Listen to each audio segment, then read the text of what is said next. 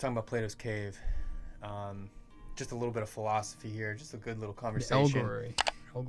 The allegory of the cave. It's Plato the philosopher, a few hundred years before Christ was born. In Greece, you have a student of Socrates. His name is Plato, who taught Aristotle. And why do you want to talk about this whole NPC culture? Yeah, I was just thinking, because I stumbled upon that with some of the saved notes that I have, and I was like, oh, I just refreshed myself on the Plato's cave. And it just, to me, looked and sounded very familiar to your everyday NPC now. Yes, it's basically like, I'd compare it, if you've ever seen The Matrix, or if you've heard about the red pill, blue pill, it's basically the foundation of that. Blue pill, basically, so I forget the people's name from The Matrix. I've only seen The Matrix one time, but I know the black guy the with the black glasses. dude, Orpheus or something. Some crazy He goes name. and he gives the The Matrix option. dude Yeah. the option between the blue pill, which is, so he revealed some truth to him, and he's like, you can take the blue pill and forget everything and go back to your normal life, blind to the world in reality. No matter what is told to these people, they just will not believe you no matter what. Even if you lay out the facts right in front of them, they just don't want to believe it. And the red pill is, you have to get fully immersed in it. And I think that much of our culture is like that. There's almost very little in between. It's either you want to live in the fullness of the truth, or you're just perfectly fine putting the blinds back on and basically just talking about the normal everyday events, living your life without any reflection and contemplation. Like your every Monday. Your higher senses and your higher desires don't exist. It's base desires, base pleasures.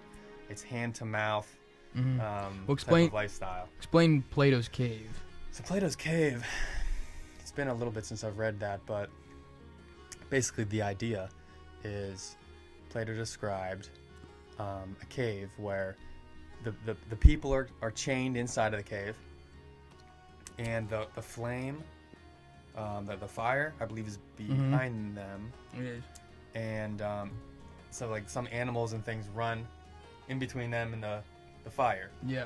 And so they see just distortions of the animals on the screen. In themselves.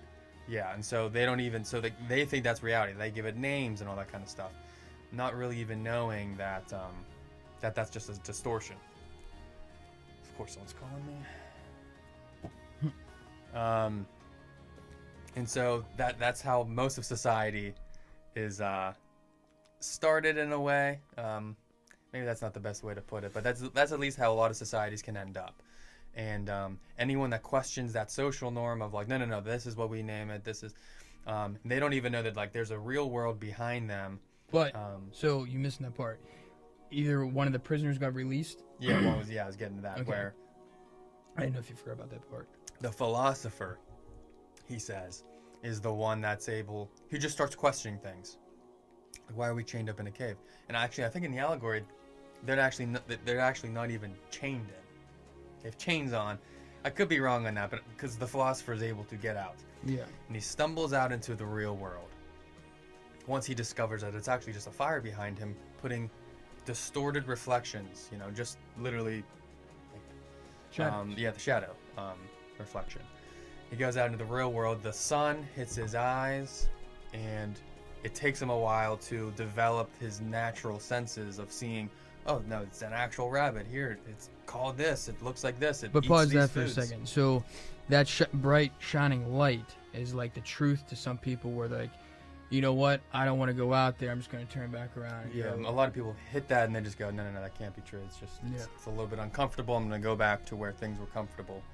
And, so the philosopher's able to go out there, gather a bunch of truths, and this is sort of the differences in the religions. You could say that this is almost like Socrates, Jesus Christ, Buddha. We can just use those three. His is sort of slightly different. I guess we can use him as an example, but basically people like Socrates and Jesus would go out. These are just two examples.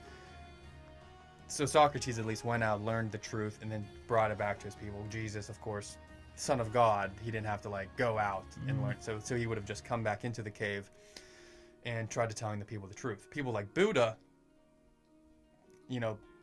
evangelizing is not a part of Buddhism. It's more like Buddha was enlightened and then just left, never came back, kind of thing. Didn't know that. Yeah. And Muhammad, his example would be more like he'd come back, but then he would kill people if they didn't agree with him. So the Socrates and the Christ figure go back and they try to convince people of the truth, and then they end up being killed by those people and converting some people and becoming martyrs in the process.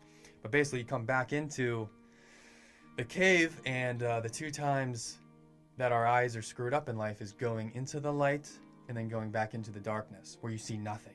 You can't hardly even see what these guys are looking at. Like if you were out in the sun and you go walk into your house, you just see everything's black. So it's the same process, and people in the community that have been in there and their eyes have already adjusted to this, so they come back in. They see you come in, you're stumbling around, you don't know anything. They, say this drunkard, this fool, he thinks that this rabbit, he's calling this thing a rabbit. It's just, it's the reflection, but meanwhile, that person already knows the truth. But the true philosopher, after this whole process, is able to understand that all things, even outside of the cave, is only just a reflection of what the sun is beaming down on them. So that there's an actual reality behind the sun. And that's even that's way deeper. That I don't even know if he talks about, actually. Yeah, I don't know. I don't even know where I heard that. When I was looking at it, the small little bit that I had, he never mentioned the sun, but I mean that's in the Plato's Republic. Yeah. So I guarantee if you want to find out the actual truth, open the book up and you'll find it. But the way they relate that to like NPC, I feel like the best game to relate this to is Skyrim. So like if you've ever played that game, you're the Dragonborn, and you're jumping from city to city to city. And what do they usually say? Like when you go into like one of the cities, they're like, "Did you hear of?" It's the usual. Oh yeah, it's the. Even though like you were there, like your character was there for the dragon attack, and it's like years later into the game, you hear, "Did you hear there was a dragon attack at Heron? It's not Harrenhal or whatever the city name is," and like. It's the very basic conversations. You go from city to city. Yeah, everyone's talking about the same. Everyone's minds are filled with just the most basic AI talking points. And sometimes in actual life here, in the age that we live in at least, everyone's minds are the same. Political conversations are being had by the same types of people, and their opinions. And this is kind of a problem with Twitter. They only talk about. Twitter, you're only able to say so many. I don't have Twitter. I did for a little bit, and I got banned immediately. Right. Yeah, you have like a paragraph or less or something like that. It's just enough for you to speak your conclusion, part of the conclusion. And so you aren't able to have an introduction, 3 paragraphs talking about 3 different points, and then the conclusion. So it's just people spitting the talking points that they heard on Fox News or CNN to each other. And then if you just don't get, you just get more and more division, and of course that's just going to lead to, the next logical thing is why like pagans and Christians weren't able to live together, and Muslims and Christians. It's like it comes to a point where, it's either a child that's being murdered, or you're infringing on like women's rights. Like it comes to a point where the civilization just can't live together anymore.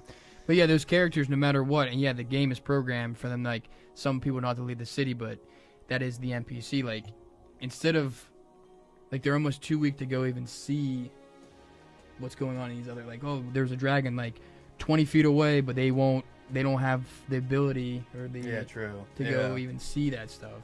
Or even, like, so yeah, I truly believe that there are people here on Earth that are just NPCs, like do we even say what that even means? Non-playable characters. That's basically the AI generated people. Yeah, because I've had conversations with people, and then I'll talk to them about a month later, and they've done nothing new, nothing.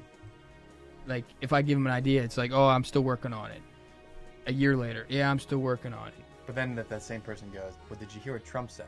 Yeah, he's got time for that That's when stuff. you know that they're just looking at the reflections put on the cave by the mass media. Yep. And I think Andrew Tate talked about, there's this guy he met about the guy made music. And he's like, oh, he's like, how's it going? Like, and he's like, yeah, I'm still working on it. Like, I'm getting the tracks, and well, I don't know how the story is, how he exactly said it. And he came back to him 3 months later, and he's like, it's the same thing. He said the same exact thing. Like, I'm still working on it, whatever. And he's like, and I think he said he came back a year later and he was doing the same thing. So he literally was like, there's no way music's this hard to do. So he went out and did it himself. And he, basically discovered, like, the people are just lazy and they're not motivated to do anything. Like, no matter what you tell them. Like, I feel like if he gave him everything to do the record, he would still not do it. Yeah, I feel like a big part of the whole NPC thing is the comfortability. I think that if we lived in an age where it was hunter and gatherer again, people would be forced to critically think on a daily basis. But in a world where there's a lot of comfort, like even in like the Skyrim, for example, where like if you're in the cave and like all your basic needs are met, you're fine with just hand to mouth. Don't question where the food's coming from. You're fine with that, like, oh, I'm hungry. Here's food. You know, the pleasure of the eating, the like dopamine and the serotonin and all that kind of stuff. Sleep, wake up, do it again.